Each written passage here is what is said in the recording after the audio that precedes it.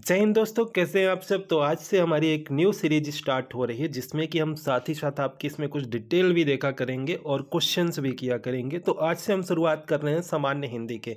I hope आप सभी को ये सीरीज पसंद आएगी और आप सभी इस वीडियो को शेयर भी कीजिएगा अपने सभी दोस्तों के साथ। चलिए शुरुआत करते हैं। क्वेश्चंस का यहाँ पे कुछ डिटेल भी देखेंगे हम, तो आप सभी लास्ट तक इस वीडियो को देखिए, क्वेश्चंस को करने का प्रयास कीजिए। जो एक्स्ट्रा आपको बताया जाए चीज़ें वो आप सभी नोट डाउन कीजिएगा। चलिए शुरुआत करते हैं। और सबसे पहला क्वेश्चन यहाँ पे हमारा है कि निम्नलिखित में से कौन सा मूल दीर्घ स्वर नहीं है। इनमें से कौन सा मूल दीर्घ स्वर नहीं है। इस क्वेश्चन को करने से पहले कुछ हम एक्स्ट्रा चीज़ें यहाँ पे देखेंगे इसी से रिलेटेड। चलिए, तो सबसे पहले यहाँ पे हम ये डिटेल्स देख लेते हैं कि वर्ण जो होती है, वर्ण जो होती है भाषा की सबसे छोटी इकाई होती है।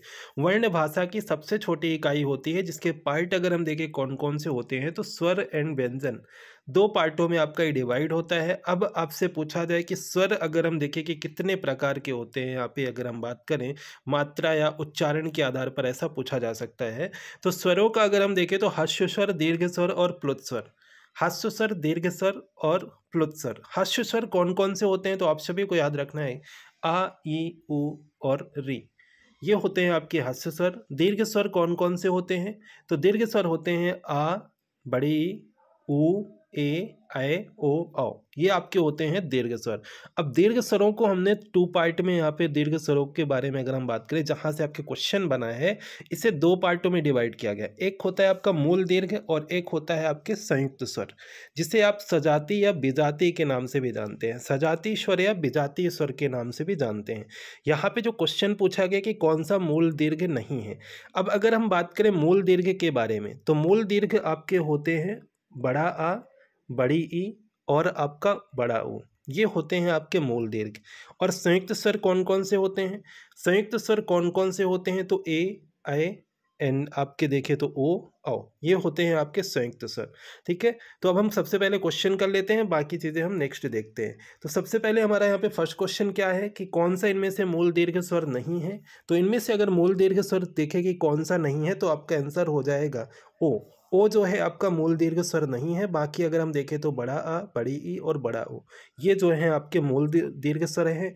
और इन्हीं को अगर हम देखें, आपसे पूछा जाए कि सजातीय स्वर, सजातीय स्वर कौन कौन से हैं तो आप सभी ये तीनों आंसर यहाँ पे देखें तो ये सजातीय स्वर भी इन्हें कहा जाता है आपके।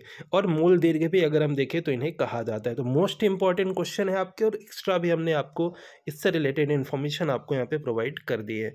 तो आपका डी आंसर यहाँ पे करेक्ट आंसर हो जाएगा।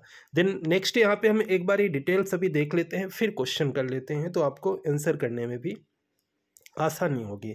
देखिए यहाँ पे हमने देखा ह्रस्व स्वर, दीर्घ स्वर और प्लुत स्वर।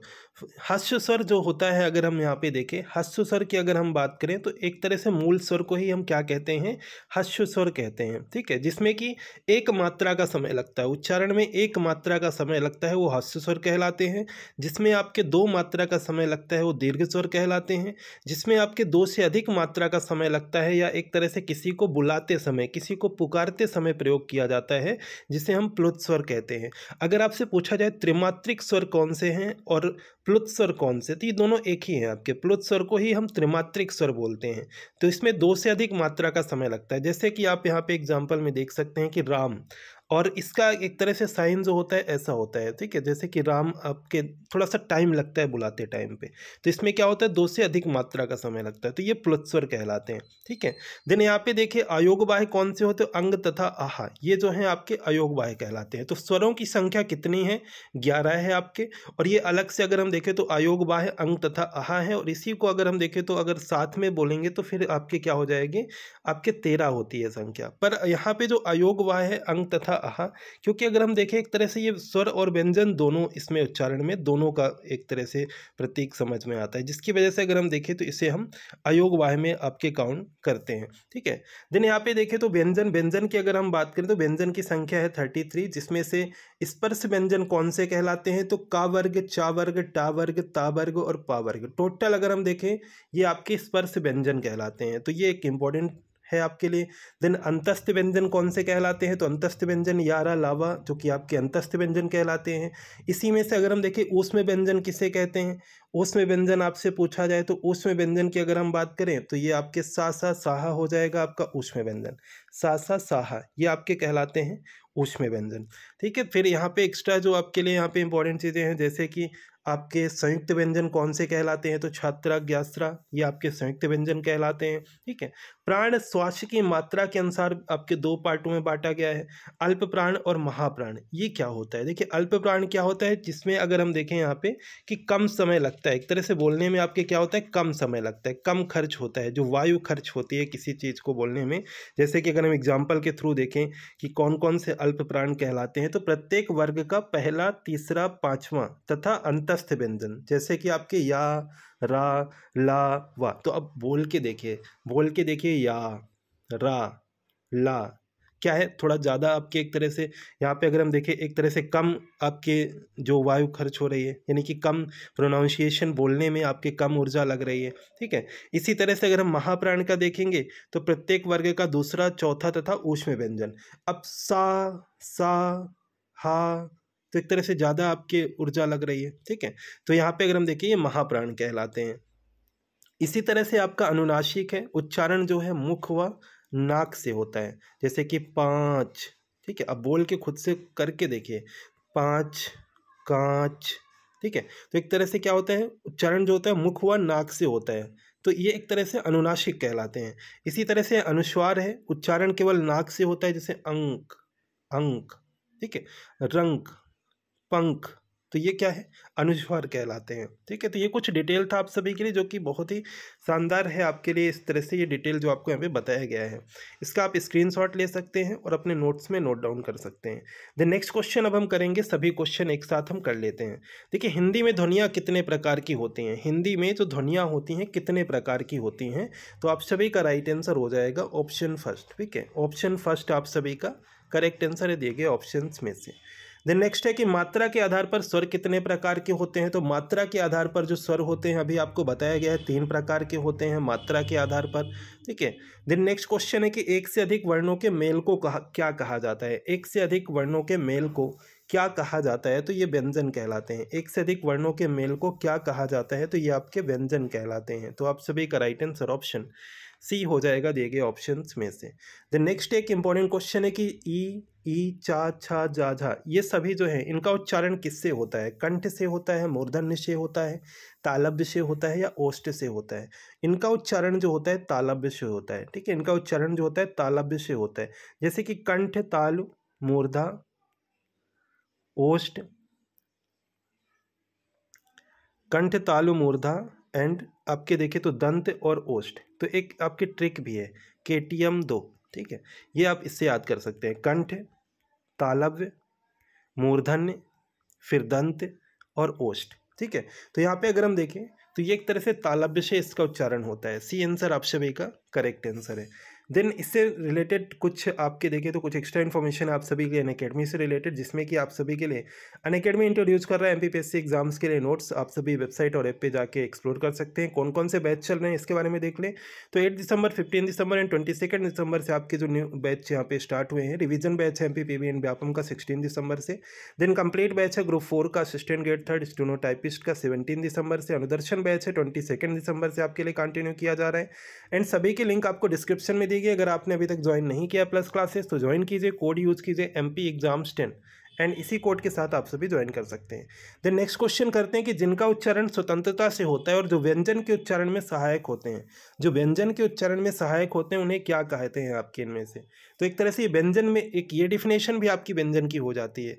ठीक है, व्यंजन जो होते हैं स्वर की सहायता से आपके जो बोले जाते हैं। ठीक है, तो यहाँ पे पूछा क्या गया है, जिनका उच्चारण स्वतंत्रता से होता है और जो व्यंजन के उच्चारण में सहायक होते हैं, तो ये आपके कहलाते हैं स्वर, जो व्यंजन के उच्चारण में सहायक होते हैं, यानी कि स्वरों की सहायता से ही अगर हम देखें तो व्यंजन की डिफिनेशन बनती है आपके।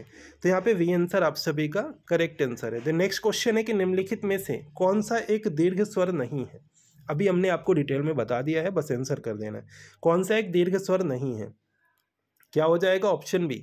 ऑप्शन बी आपका करेक्ट आंसर है। दीर्घ स्वर कौन सा नहीं है ये आपको बताना था। दीर्घ स्वर कौन सा नहीं है ये आपको बताना था, और ऑप्शन बी आप सभी का करेक्ट आंसर है। क्लियर है? चलिए नेक्स्ट क्वेश्चन कीजिएगा। निम्नलिखित में से अंतस्थ व्यंजन कौन से हैं? अभी आपको बताया गया है अंतस्थ व्यंजन कौन कौन से हैं आपके।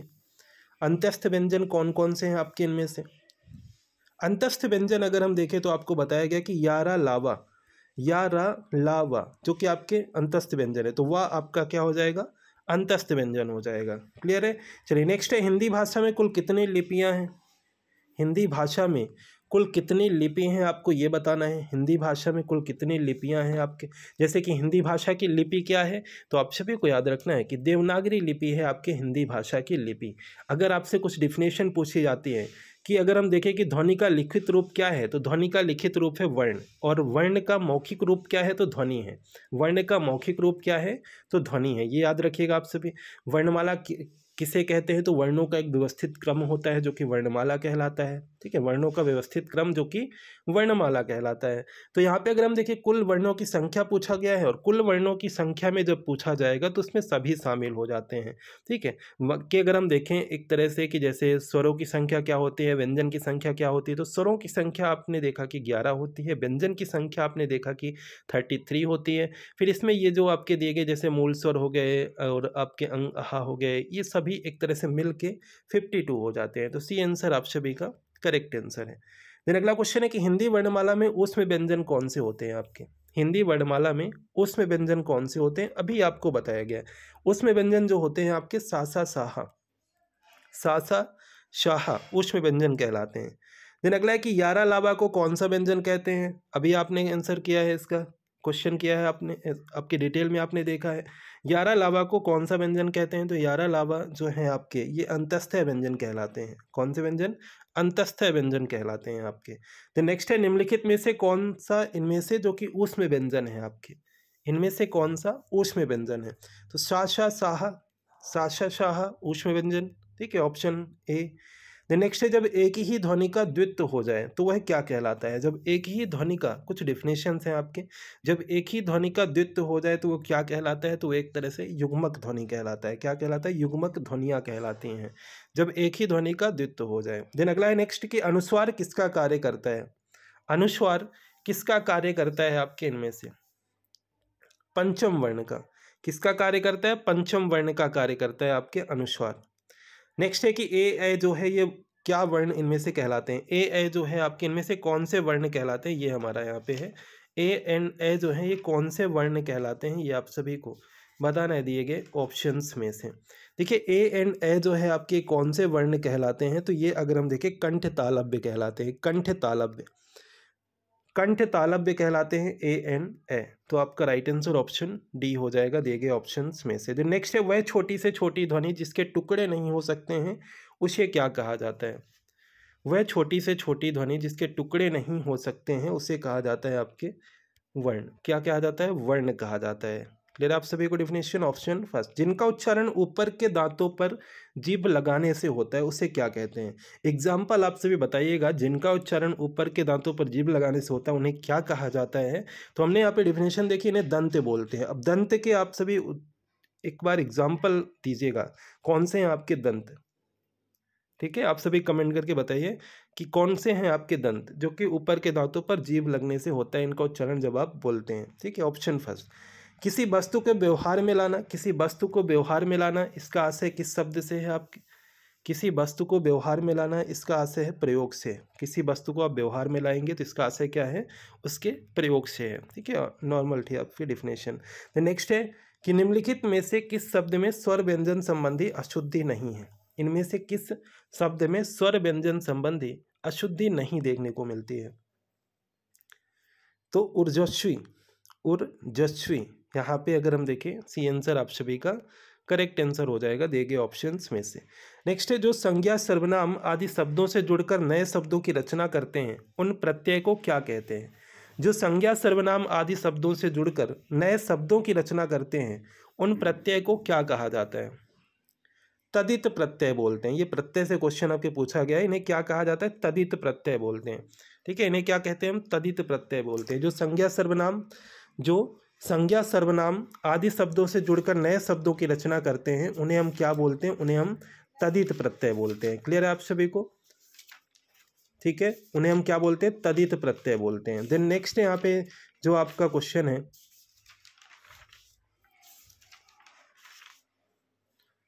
अब तदित प्रत्यय में जैसे कि आपके तदित प्रत्यय के मेल से बने शब्द तदितांत कहलाते हैं। जैसे प्रत्यय आर हो गया तो मूल शब्द गांव है, तो गंवार, सोना, सुनार, इस तरह से इसके जब आप प्रत्यय पढ़ेंगे तो आप सभी देखेंगे डिटेल से।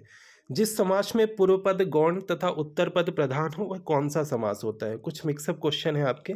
तो जिन समास में पूर्व पद गौण तथा उत्तर पद प्रधान होता है वो कौन सा समास होता है? तो यह होता है आपके तत्पुरुष समास। ठीक है, पूर्व पद गौण तथा उत्तर पद प्रधान होता है, तो ये आपका होता है तत्पुरुष समास। फिर नेक्स्ट है, जो सर्वनाम संज्ञा शब्दों के मेल से बनते हैं उन्हें क्या कहा जाता है? तो इन्हें कहते हैं आपके संयुक्त सर्वनाम, इन्हें बोला जाता है संयुक्त सर्वनाम। तो ये कुछ मिक्सअप क्वेश्चन यहाँ पे शामिल हैं। जिस क्रिया से संचालित व्यापार का फल कर्ता को छोड़कर कर्म पर पड़ता है वह कौन सी क्रिया कहलाती है? वह कौन सी क्रिया कहलाती है? तो ये सकर्मक क्रिया कहलाती है। जिस क्रिया से संचालित व्यापार का फल कर्ता को छोड़कर कर्म पर पड़ता है तो वो आपके सकर्मक क्रिया कहलाती है। ठीक है, ऑप्शन बी आपका राइट आंसर है। नेक्स्ट है, निम्नलिखित शब्दों में से कौन सा शब्द जो कि संबंधवाची है? कौन सा शब्द जो कि संबंधवाची है? तो यहाँ पे हो जाएगा दैवी है, जो कि आपके संबंधवाची है। सी आंसर आपका right answer. The next and last question है कि क्रिया के जिस रूप से क्रिया निष्पादन के समय का ज्ञान हो उसे क्या कहते हैं?